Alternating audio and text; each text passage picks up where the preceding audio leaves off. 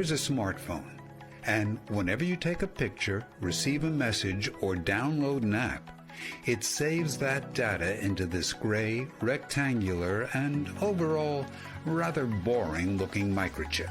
But this memory storage microchip is far from mundane, because the level of technology inside it will astound you. To begin, let's open this microchip and investigate. First, we see that this one component holds a stack of 8 chiplets. Let's zoom in further to a nanoscopic view of one of these chiplets, and in it we find a massive array of memory cells stacked 100 layers tall by 40,000 columns wide and 50,000 rows down. These memory cells are called charge trap flash, and each memory cell contains a charge trap in which different levels of electrons are used to store 3 bits of information. But here's the issue. How do scientists and engineers design billions of nanoscopic memory cells that can reliably trap electrons for years on end? This is crucial because if the electrons are not properly trapped, your saved pictures and files would become corrupt, and you would lose entire sections of data. To solve this and prevent electrons from leaking out, scientists and engineers surrounded the charge trap with dielectric materials, which are non-conductive insulators that stop electrons from passing through. You can think of this charge trap as a valley, and the insulating dielectric as the walls of the valley. And when electrons are moved onto the charge trap, they become trapped in the valley with no way out, and they can stay there for years on end. This is the basic idea of how your smartphone stores its information. However, this setup poses a new issue.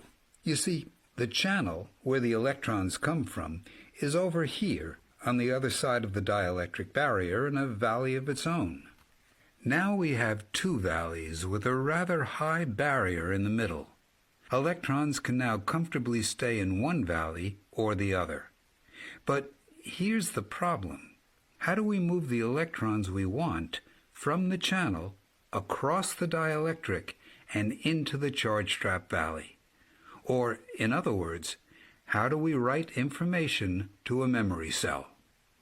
Well, that's where quantum mechanics comes into play. In classical mechanics, this electron is a localized point charge with an energy level.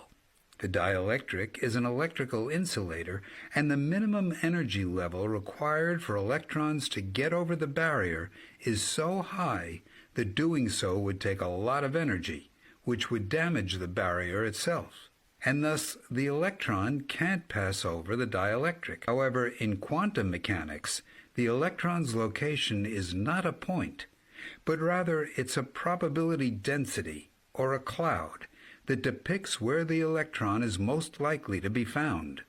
When we apply a positive voltage on the gate over here, the positive electric field attracts the negatively charged electron's probability cloud from the channel and pulls it towards the charge trap valley.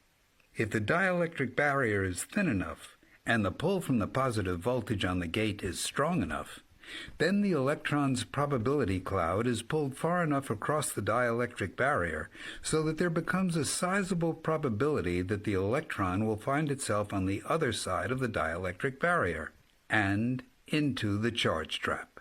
This phenomenon is called quantum tunneling, since it can be imagined that the electron tunnels through the barrier instead of going over it.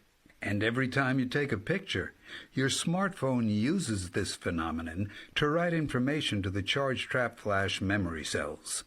Scientists and engineers use a set of quantum mechanical equations developed by Ralph Fowler and Lothar Nordheim in the 1920s for figuring out exactly how thin the dielectric barrier should be and how strong the gate voltage should be in order to tunnel electrons from the channel across the dielectric and into the charge trap.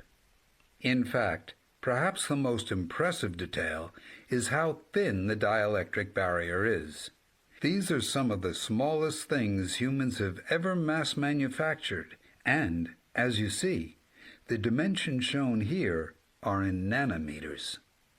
If we were to zoom in on the dielectric, we find that it's only 75 to 100 atoms thick.